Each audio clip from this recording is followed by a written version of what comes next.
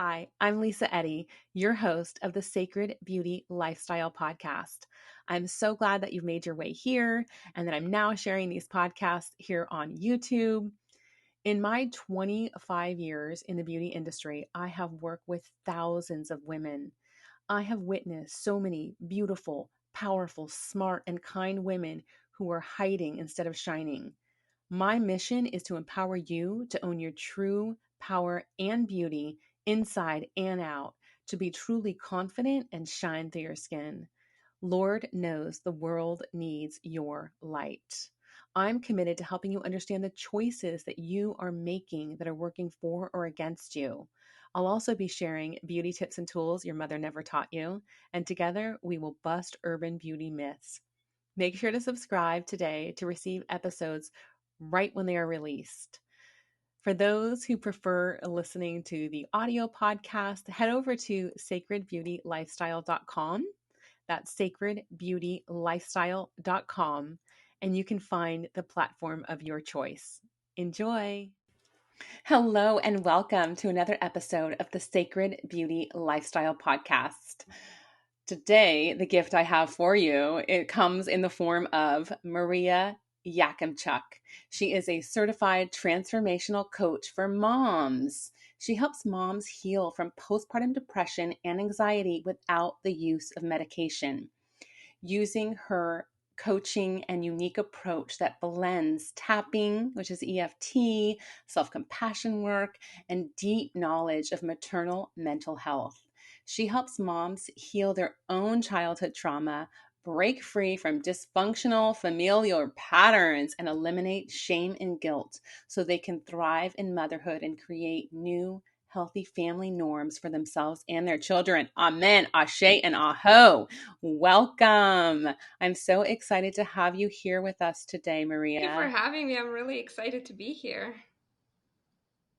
Yeah, I love that you are a stand for helping moms heal because, I mean, let's face it, moms are the heartbeat of everything that we do. It's where we come from, and we are typically giving and doing so much, and we need support. Oh, we do, absolutely. And that is precisely why I'm doing this, is that as women in general, we sort of get left behind in the society and we do need the support. But as moms, we need it even more. But a lot of us are taught different, that we're supposed to do it all on our own, especially in Western society. As you know, Lisa and I are both in the US. So the US is all about do it on your own.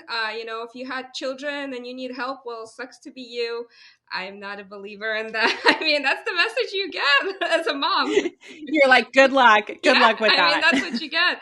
And I'm not for it. And we need community, and moms need support. And, we all had mothers, right? We're all here because we had mothers, and they are the soul and heart of families and really of society. So supporting them is important. And that's why, I try to do my small contribution as one person to support as many moms as I can.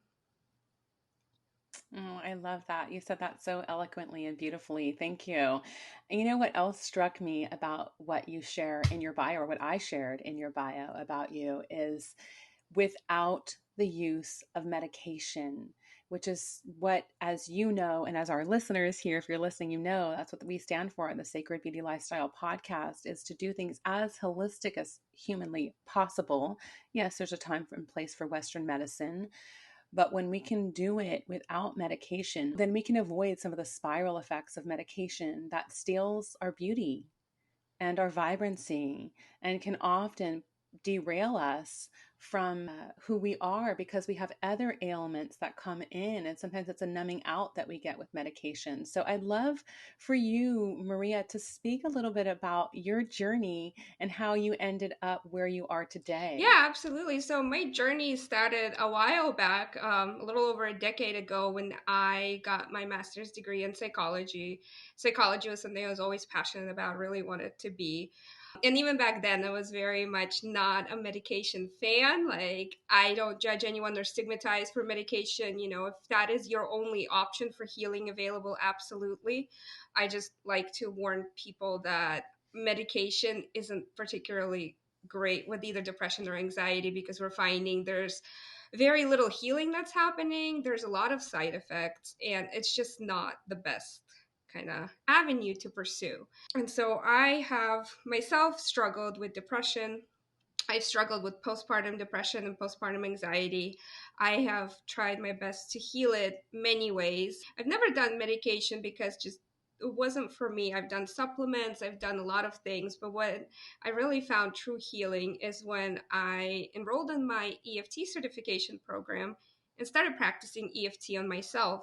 And that's where I finally, through lots of ups and downs, because healing is not linear by any means, I started seeing improvements, and I finally saw my depression lift.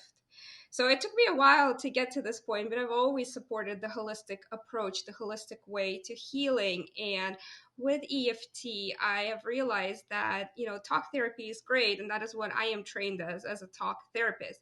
But I think somatic therapy is better. And we're finding that with a lot of trauma research, is that somatic therapy can help us actually heal what's underneath. We're not just trying to mask. We're not just doing a mindset shift that we're forcing through ourselves. We're actually helping our nervous system heal, so that shift comes naturally. And that is what I've discovered with EFT. And that is what I love to pass on to my moms or to any other women out there who are in need of this, because a lot of us have a lot of very negative mindsets and a lot of limiting beliefs and negative beliefs through no fault of our own, but just because that's what we heard growing up, and it sort of got stuck in our system, and it's affecting us till this day.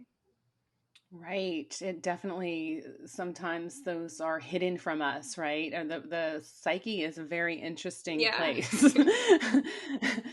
And I love that you have that training and yet realize the benefit of really working with the somatic. And EFT is super powerful. I've also used the tapping. There was something I wanted to touch on that you shared, and that was that we are finding that anxiety and depression are either not being treated by the drugs that are being prescribed, or it's getting worse. Can you share what we know Yeah, now? so the typical route for both anxiety and depression is you take antidepressants, because we don't like to give out anti-anxiety medication, because anti-anxiety medication is highly addictive. It's things like Valium and Xanax. That is your true anti-anxiety. Usually for long-term anxiety treatment, you use antidepressants because they are non-addictive, and they typically affect both depression and anxiety. Now, the downside to them is they take a while to work. That is the reason why they're not addictive. It takes about 8 weeks to receive the full effect of the medication. It comes with tons of side effects. There's weight gain, there's sexual side effects, there's, as you were saying, with beauty, like things can happen with your skin, with your gut health. Like there's just a lot of issues that can happen with it, just like with all medication, right? There's lots of side effects. But what we're also finding is that those medicines are based on our old understanding of how anxiety and depression was formed, which is an issue with serotonin reuptake, or how our body is using serotonin. And what we're finding with new studies is that depression might not be a serotonin issue, it might be an inflammation issue that then causes serotonin issues with serotonin reuptake. But the serotonin isn't what's causing the depression. It's a side effect of the inflammation happening in your body. And that's why you're finding a lot of people who are taking the medication, they're just not feeling the effect. And the truth is, this is how I kind of describe medication as: medication is sort of a band aid. You put it on top of your cut to help it heal, but you aren't actually healing what's underneath. So, trauma is essentially your infection. So, if it gets infected, I mean, you could put the band aid all you like, but if you're not clearing the infection, you're never going to heal. And that is why I love things like somatic therapy, because it helps us clear out trauma out of our body so we can actually heal, so we no longer need the band-aid. Because that's the other thing we're finding out, is that a lot of depression and anxiety are sort of side effects and post effects of trauma that we endured earlier in life. And that's why, unless we address the trauma, we can't actually heal. And I don't know about you, like, to me, being on medication for the rest of my life to try to manage symptoms that require higher and higher doses and come with more side effects just never appealed as a way to treat things. 100%. I've been a holistic mama for a really, really, really, really, really long time. And when you said sexual side effects, I was just thinking about some of these prescriptions actually making you're like reducing your Mm-hmm. libido, Yeah. right? Making you not want to have sex. That sounds Yeah. awful. And the weight gain that a lot of them, give, and especially for moms, libido and weight gain, that those are already problems because we're already having hormones that are perhaps didn't return to the way that they're supposed to, or they do change. And in general, our hormone cycles, right? We have pregnancy, we have perimenopause, menopause, there's always weight, libido. Like, do we really want to add on top of it? Like, I didn't. Right. And that's one of the things I think we're missing our ancestors for, because having the wisdom of the grandmas and the aunties and the tribe, if you will, around a new mama, Mhm. or even just an existing family, not just our little nuclear families, not just the beginning of parenting, but throughout the whole journey, having the infinite wisdom that comes through the ancestral lineage of what to do when. Like, we knew what plants to use, what foods to eat after childbirth, or if certain symptoms were appearing, how to treat those. And we've gotten so far removed from our origins, from our connection. Yeah, and the support. So one of the things that I think a lot of people don't think about, but studies have shown, is the reason why we have such high rates of postpartum anxiety and postpartum depression is that lack of support postpartum. Because, as you were saying, we're tribal. We are supposed to be within a community. Like our ancestors, when you gave birth, you were around other women. They surrounded you, supported you. The idea is mom is supposed to rest and heal, breastfeed the baby, and it is literally her only job is to heal and bond with baby while all the other women around do everything else. But when you look at modern motherhood, none of us have that. And then COVID made it even worse, right? Pandemic made people even more isolated. So it's just isolation on top of isolation. So that's why we're having, in some ways, an epidemic of postpartum depression and anxiety, is because we're so isolated that we have gotten into these nuclear families where it's just mom, dad, and baby.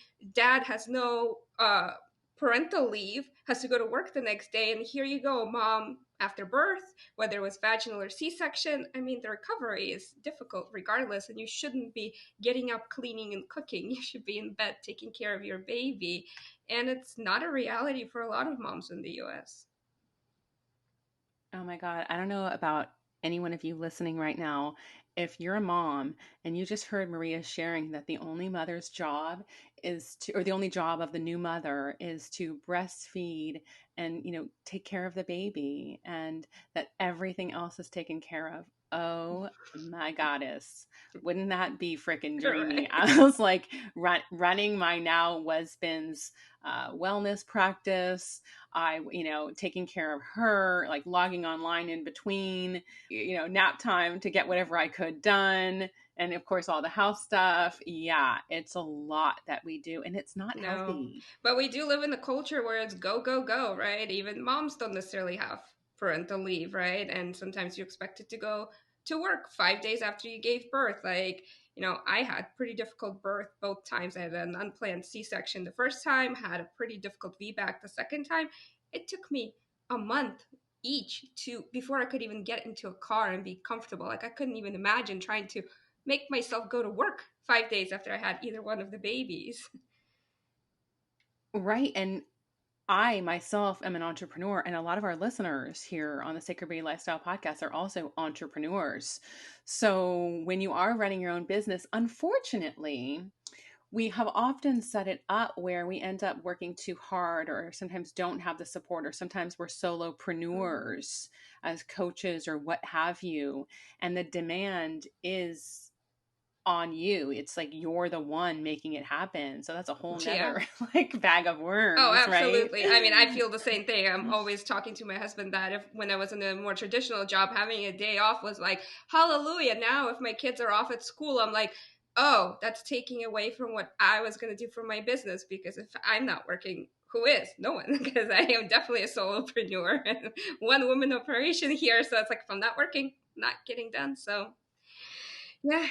And here it is. Here are the struggles we're talking about of all, and this is what creates Hmm. anxiety and Yeah. depression, this isolation, these high demands, these unrealistic demands. And then there's, of course, the perfect Mm, parent, right? And social media doesn't help nope. with that. Like, everything's supposed to look great. And then some women having just given birth who are really struggling see other new moms on Instagram making it look all easy Oh, breezy for yeah. sheezy, which could be a lie too. Let's just Oh, face yeah. that, because so much of what we see on Instagram or on social media or on the news or on the Yeah. internet, let me go on, isn't Yep. true, Yep, right? absolutely. I mean, I'm kind of a new addition to TikTok, and with putting out my own stuff, I obviously browse because it's a guilty pleasure.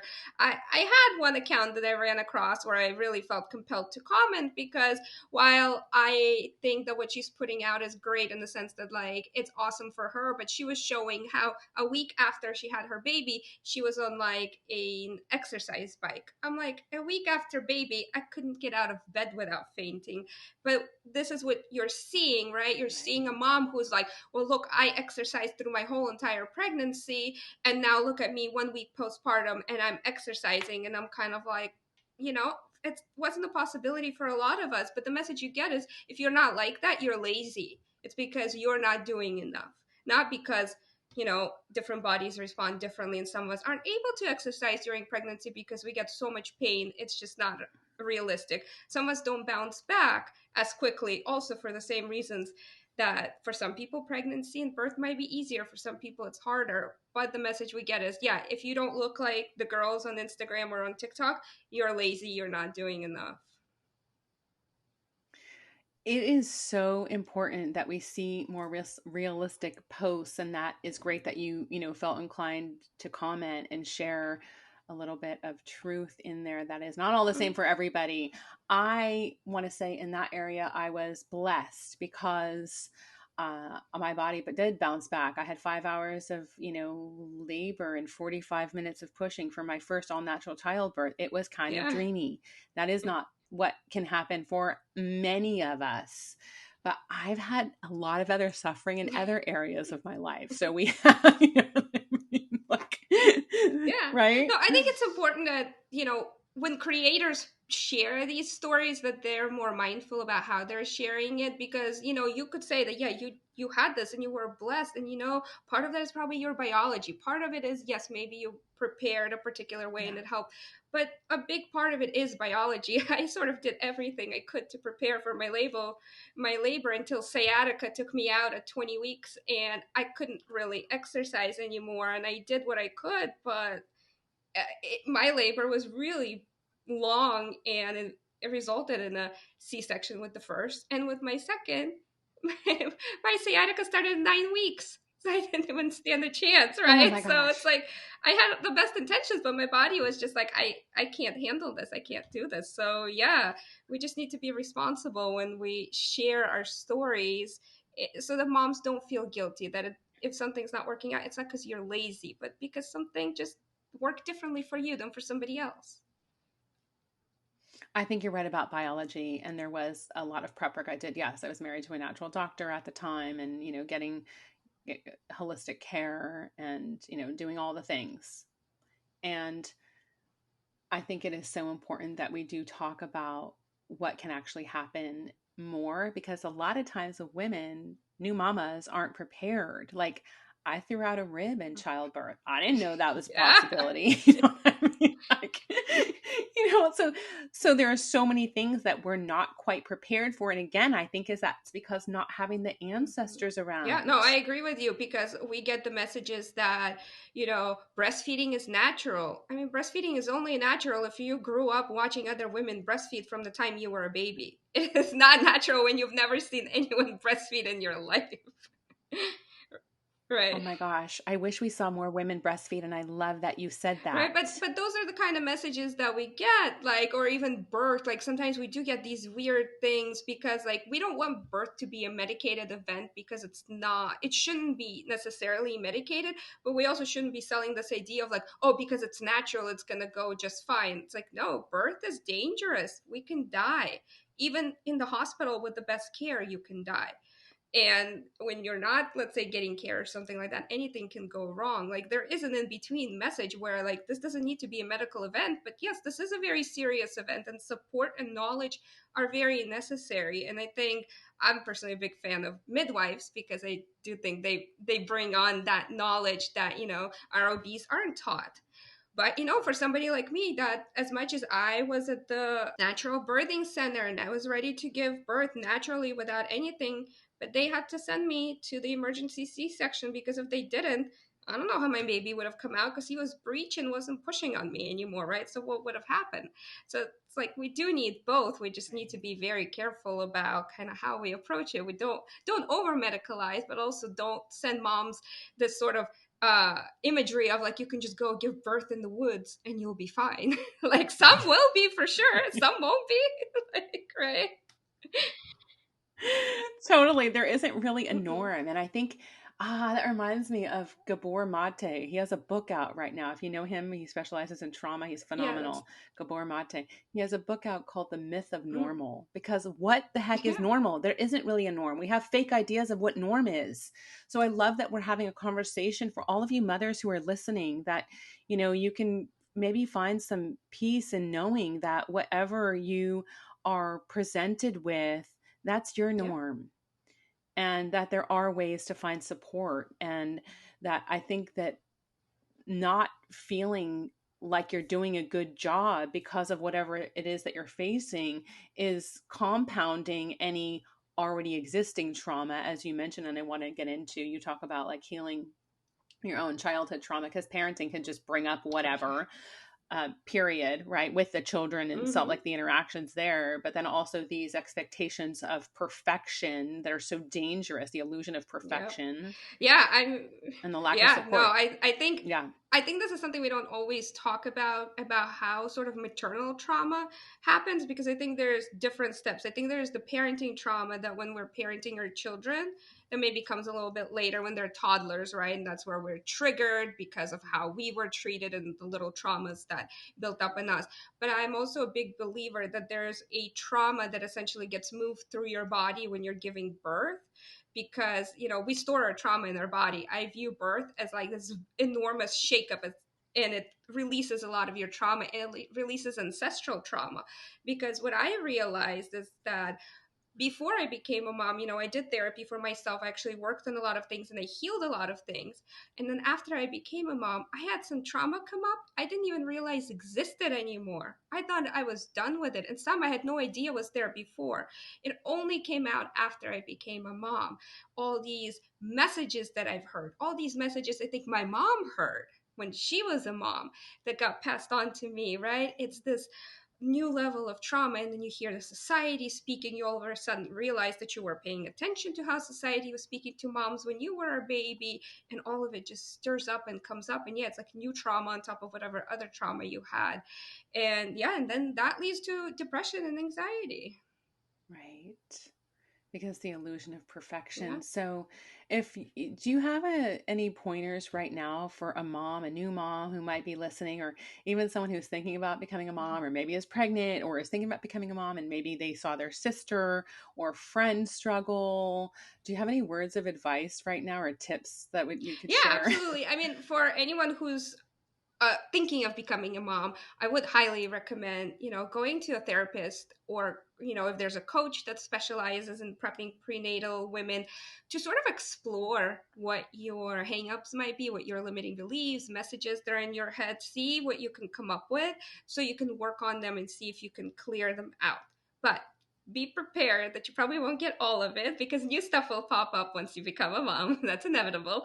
There is no way to fully prepare for being a mother. It's just can't happen, right? But and if you are a mom and you're struggling, our natural kind of desire nowadays is to isolate and to draw in, right? And that's the depression. It draws us in, isolates us, doesn't allow us to ask for help.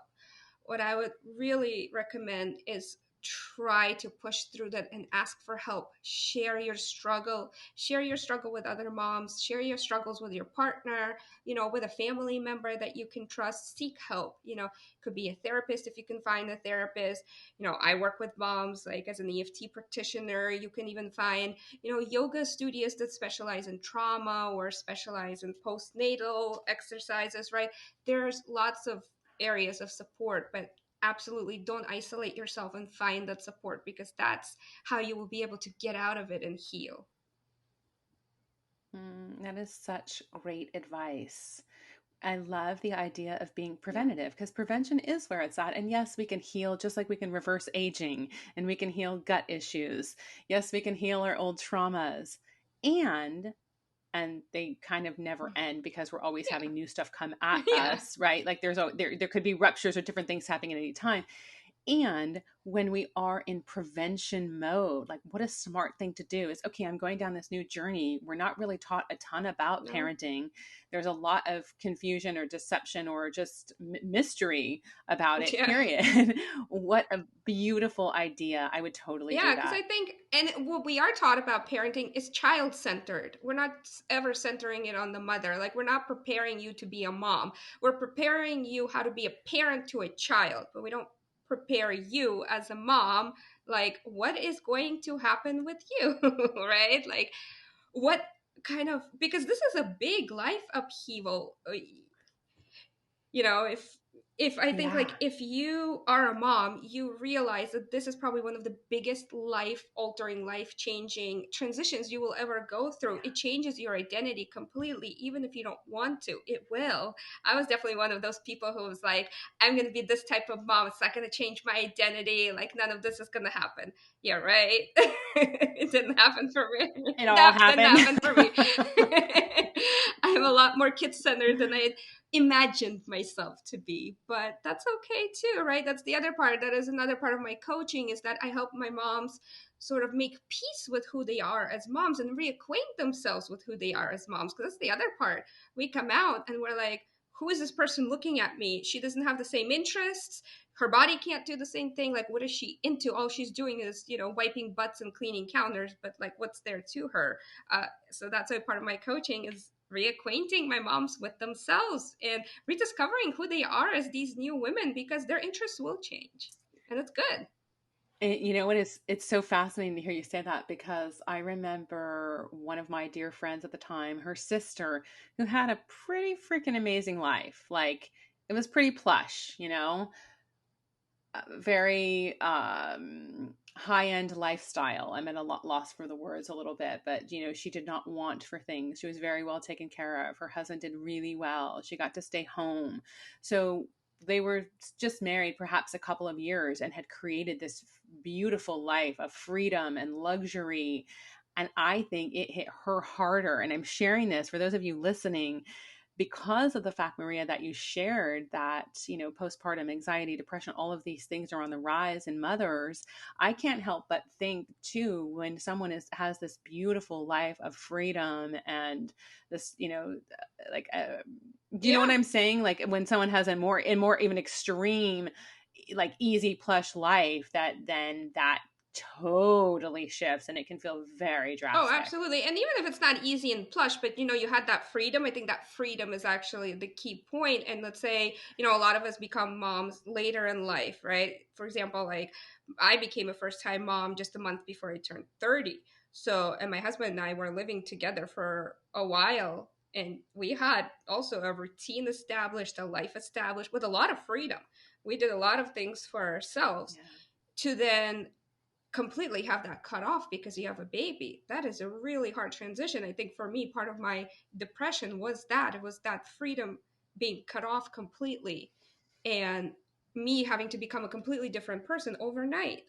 That was really hard to adjust to. And I know there's a lot of moms who are like that. It's this feeling of being trapped, this feeling of like, well, my spouse or my partner, their life didn't really change. He's still going to work, but I'm stuck at home with this thing that wants me all the time, right? Like, it's a hard transition. You can prepare for it, and when you prepare for it, it makes it easier, but it's never that easy, to be honest.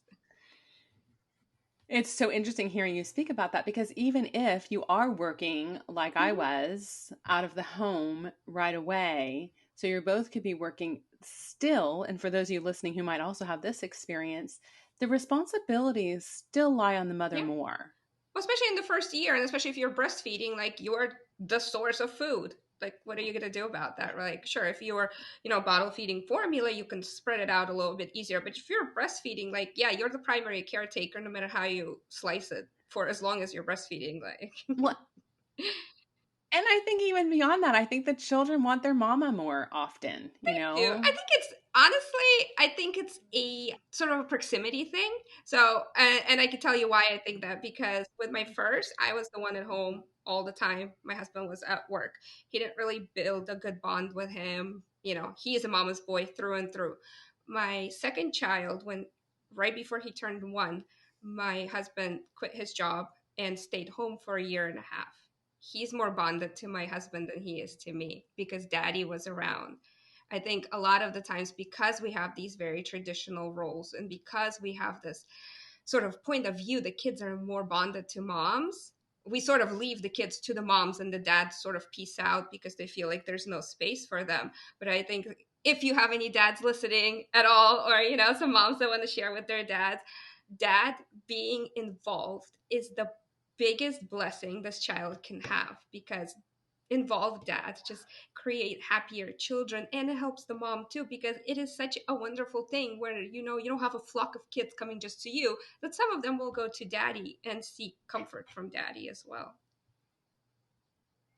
Yes, I totally get that as well. I don't know, I still feel like there's I mean, there's something something. I about mean, the mama. the bond between a mother and child is obviously different. Like, dad can't have the same one. But all I'm saying is that the availability of a parent really helps sort of spread Yeah, that not burden, but the responsibility. It helps spread the responsibility, and it's really nice to see that your child doesn't just need you, but they can go to your partner. I love that. I actually, when my daughter was young, I had many different caretakers. Like we had young girls who were sort of coming and going, or they'd go away to college, and a few of them were Mm-hmm. friends, you know? And so there would be a connection where sometimes they would both take care of them and the next one would take over. And I thought it was actually quite good for her because she learned she's so Mm-hmm. independent and always was like, but I feel like it helped her learn that she didn't have to just rely on mama or Yeah. dada. Like she had, the plenty of other people that could take Mm-hmm. care of her. And when I dropped her off at preschool, she was like, Yeah. Yeah. bye. Like, Oh, that's how it should be, right? That's why the whole thing with community is important. Like, the nuclear yes. family makes us be like, oh, they should only want me. Like, that's actually, no, that's not what's biologically like normal for humans. It's normal for humans to have a full community of people that they can go to and be like, this is my caretaker and this is my caretaker, right? Like, I grew up in a house full of grandparents, and it was lovely to know that, if mom and dad are at work, there's still people there taking care of me and taking care of my needs, that love me and that I can depend on, right? And I think, yeah, when we can give that to Yeah. our children, it's wonderful because it makes it so much easier for everybody. Okay. So do you have any advice or suggestions for a new mom in building community who does not have all that family connection in close Oh, proximity? absolutely. I mean, do what you can. If you want to look on meetup.com, see what moms are around, do it. Join, mom groups on Facebook, which is something that I did a lot of because I didn't have very many friends built in where we were living. So I did a lot of virtual mom groups and tried to meet moms like that. I scheduled play dates because I found somebody in the neighborhood. And, gyms can be great places because they often will have maybe some mommy and me classes, but then you could also have gyms where you can drop off your child and you can go and do classes, right, and be with other women and make friends that way. But you have to kind of get out into the community because, yeah, it can be very hard without having that support system built in. I didn't really have much of that myself, so yeah, it was a lot of building and utilizing the virtual world to find people around me in the physical proximity. Yes, and that is a part of the beauty of the virtual world, like you said. And there's something about in person that cannot be replaced Oh, of course. 100%, Yeah. obviously, right? And You're reminding me that I did take both prenatal yoga and Pilates while I was pregnant. And I think that obviously did help with my Mhm. experience as I was sharing. And what was so beautiful, the reason why I'm bringing that up is that after the baby comes, this particular woman in San Francisco, Jane Austen, and not the writer, Jane Austen is a yoga instructor in San Francisco who is phenomenal. If you happen to be listening to this, she did a baby and me class. So after the baby comes, it was so cool the way it was set up. And maybe others do this. I don't know. It was just had this one experience. But you could then come with your baby, and this class would follow the pregnant mama Mhm. yoga. So then the pregnant mamas could stay and volunteer to hold the crying Oh. babies so that then the mamas could just do their yoga, and they were getting able to relax because the other women were helping out. It Oh was wow, really that's cool. beautiful. Yeah, I've never seen them structured like this. I've only gone to like the post baby where you had like moms with the same due date, so you would like come in and like you'd all have like this 2 3 month old baby, or somebody had like a 5 month old baby, and you sort of like talked about what you're going through, what you're feeling, and it just feels really nice because the problem is when you are home alone with a baby within your four walls, you feel isolated and you feel like your problems are unique and only your own. But when you start talking to other moms who are willing to be honest and not sugarcoated, you all of a sudden realize that these are not unique. These are not only yours. This is not definitely not a character flaw. This is what motherhood is, but we don't talk about it. We either share horror stories about giving birth, or we sugarcoat it as if it's like puppies and rainbows. You're going to be in love with every moment, right? I love everything you just said. And oh my God, please, whoever's listening, please refrain from telling the pregnant lady the Yes. horror story of someone's childbirth. Yes. Just don't. Just stop Yes. yourself, okay? Yes, there's a way to warn about like potential things to watch out for without traumatizing the future mother. Please don't do that. I agree. Yes. Yes. Thank you. Please and thank you. That was a great pointer. Thank you for bringing that in. And, I'm wondering if, Maria, if you have something that you would go back and tell your 20-year-old self that you wish that she knew with what you know now. Oh, I really wish that I would have been able to tell myself to prepare more for postpartum because I didn't prepare nearly enough. I prepared a lot for birth. I didn't prepare nearly enough for postpartum.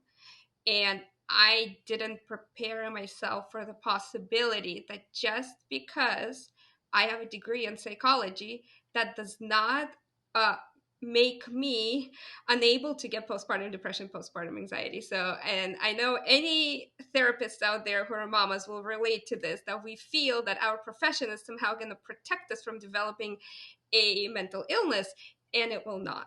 But even for anybody, just be open to a possibility of things going wrong. Be prepared for it, because when you're prepared and that door is open, it's then easier to open it and it's easier to get help. I wasn't prepared for it. I kept denying it, and I would absolutely not recommend it for anyone. That was part of the reason why I even started my blogging and then for later coaching, is because my goal was to be like, don't be like me, hear my story, know you're not alone, and please leave that door open to get the help. So that's sort of what I tried to tell Mm, my mom, is be prepared that things can go wrong, and but that doesn't say anything bad about you, because I personally felt like it was a character yeah. flaw, and I think there's a lot of women who still feel that. Yeah, I love that. Thank you. Okay, and so next up, my other question I like to ask most or all of my guests is, what is the big message that you would scream from mountaintops that you want the whole world to know? So my message for mamas is that you can create your motherhood reality that is separate from all the crap that you have heard from society, from your family, from everybody. That is the crux of my coaching program, is that create your motherhood that fits you, not what society wants you to have your motherhood look like. I love that. It's perfect because we really are the creators. And seeking the information, I think, like seeking everything you share, the tips, so that you're a little more Mhm. prepared and that you are the creator. Yeah, Beautiful. Thank you.